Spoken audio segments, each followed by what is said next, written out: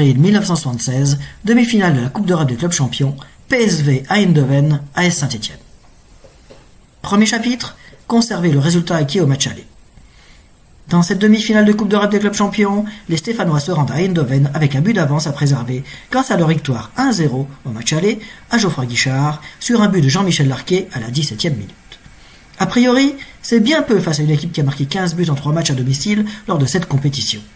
Le grand Ajax lui-même a été balayé 6-2 quelques semaines auparavant. Même s'ils s'attendent à souffrir en Hollande, les Verts sont déterminés à vendre chèrement leur peau. Car contrairement à l'an dernier, où ils avaient déjà atteint les demi-finales, ce qui avait suffi à leur bonheur, aujourd'hui, ils en veulent plus. La finale à Glasgow leur tend les bras, ils n'entendent pas laisser passer leur chance. Les pronostics, pourtant, ne leur sont guère favorables. Surtout si on se rappelle la physionomie du match aller, où les visiteurs se demandent encore comment ils ont pu perdre cette rencontre, notamment au vu de la seconde période qu'ils ont outrageusement dominée. Johan Cruyff n'hésite pas à parier sur une finale probable PSV-Bayern.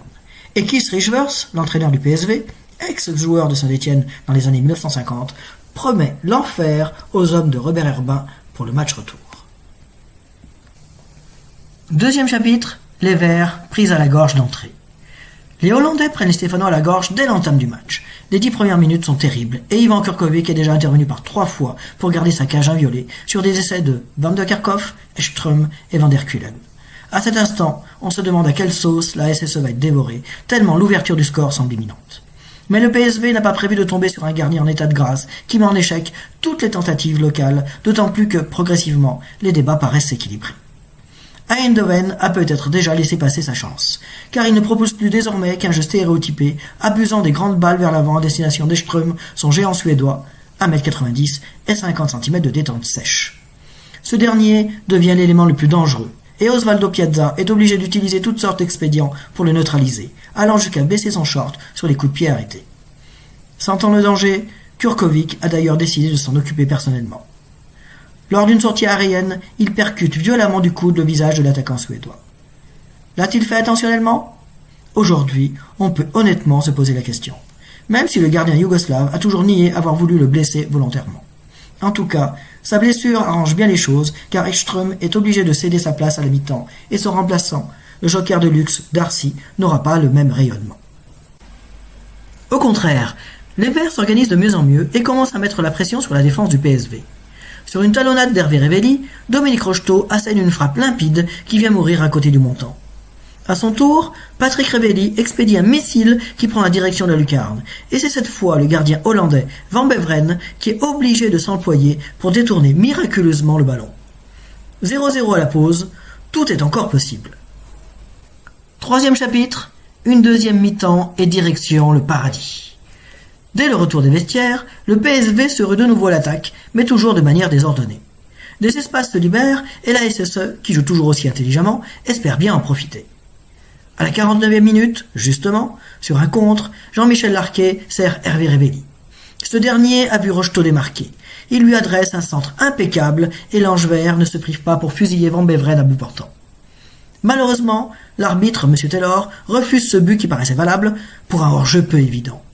C'est le tournant du match, d'autant plus que Rocheteau doit quitter le terrain peu de temps après, blessé, et il doit être remplacé par Christian Saramagna. Les Verts semblent désarçonnés par ce double coup du sort et ils se sont mis à reculer. C'est désormais avec l'énergie du désespoir que les Stéphanois défendent leur camp coûte que coûte. Ils vont au bout de leur force et de leur souffrance, mais le ballon revient inlassablement vers les buts de Kurkovic qui, heureusement, repousse tous ceux qui se présentent dans son périmètre. Il est invincible. Il commande sa défense à la perfection et malheur à celui qui viendrait à perdre les pédales. Il le remet immédiatement sur le droit chemin. Et la pendule qui n'en finit pas de tourner au ralenti, égrénant des minutes qui paraissent des heures. 89e minute, le Hollandais Dahlqvist s'échappe et voit la cage grande ouverte. Il tire et les 22 000 spectateurs retiennent leur souffle, prêts à exploser. Mais Kurkovic surgit de nulle part et bloque imparablement le ballon qui reste collé dans ses bras. C'est peut-être la 10e fois qu'il sauve les siens. À la pendule, les 90 minutes sont dépassées et l'arbitre qui n'intervient toujours pas pour siffler la fin du match. Tous les Verts sont héroïques à défendre leur avantage, solidaires dans l'effort et la démesure. Si l'un d'eux chancelle, un autre est prêt à prendre le relève, et vice-versa. Ils ont atteint le paroxysme du sacrifice et du don de soi pour un seul et même objectif. La qualification pour la finale de la Coupe d'Europe qui devient une réalité à la 46e minute et 46 secondes grâce à ce 0-0. Les joueurs explosent de joie au coup de sifflet final. Ils s'embrassent au milieu de terrain, conscients d'avoir réalisé un exploit extraordinaire de générosité et d'abnégation. Ils entament un tour d'honneur pour leurs nombreux supporters qui ont fait le déplacement et qui sont ivres de bonheur. Ils ont été éblouissants dans l'adversité et ils ont gagné le droit de défier le Bayern Munich, double tenant du trophée, pour une finale à Glasgow qui va enthousiasmer la France entière. 4e chapitre, un drame pour le retour à Saint-Étienne. À leur retour d'Eindhoven dans la nuit par avion, ce sont des milliers de personnes qui attendent les Stéphanois à l'aéroport d'Andrézieux-Boutéon. Même Pierre Guichard, le président historique du club, 70 ans bien passés, est venu saluer les joueurs. Inconscients, les supporters se dirigent vers l'avion qui n'a pas encore terminé sa course. Et c'est le drame. L'un d'entre eux est décapité par une hélice. L'horreur atteint son point culminant lorsqu'on a l'impression que la foule ne semble s'être aperçue de rien, s'apprêtant à fêter ses héros comme il se doit. Il faut l'intervention énergique de Roger Rocher pour amener tout le monde à la raison et permettre aux policiers de former une ronde de protection autour du corps. Il s'agit de Joseph Bernard qui aimait le football et admirait les Verts. Ouvrier carrossier, il a laissé 3 orphelins. Un garçon, Frédéric, qui avait 9 ans au moment de l'accident, Laurence, 4 ans, et Stéphanie, 3 ans.